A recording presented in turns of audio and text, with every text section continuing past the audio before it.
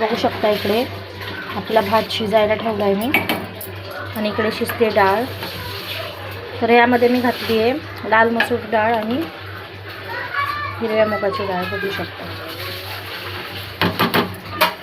डाळीला फोडणी द्यायला सुरू करूया. तर इकडे घेतले मी साहित्य. बघू शकता तेल तापत ठेवले आणि इकडे आपला भातही झालेला आहे. गॅस बंद करूया. ते बघूया तेल तापत ठेवले. चला फोडणी देऊया.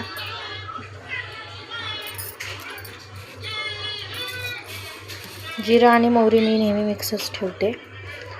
जिराचे प्रमाण यामध्ये कमी झालेलं आहे.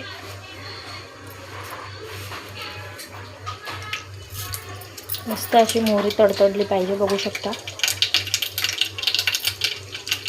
मोहरीचा आवाज यायला लागला की आपण त्यात लसूण घालूया. लसूण घातलं आपण त्यात घालूया हळद.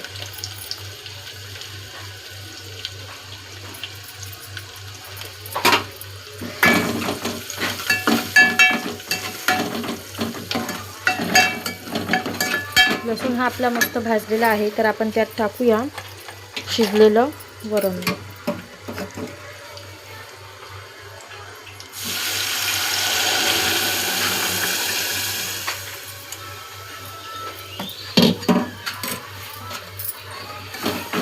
तर यामध्ये आता आपण सोडूया पाणी. आता आपण यामध्ये पाणी ओतूया.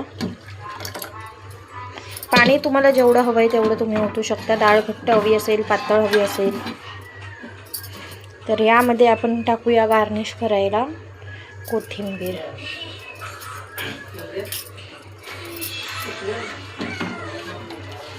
डाळ मस्त अशी घट्ट झालेली आहे.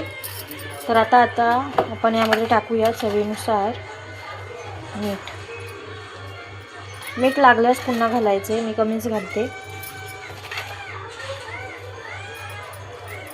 ओके.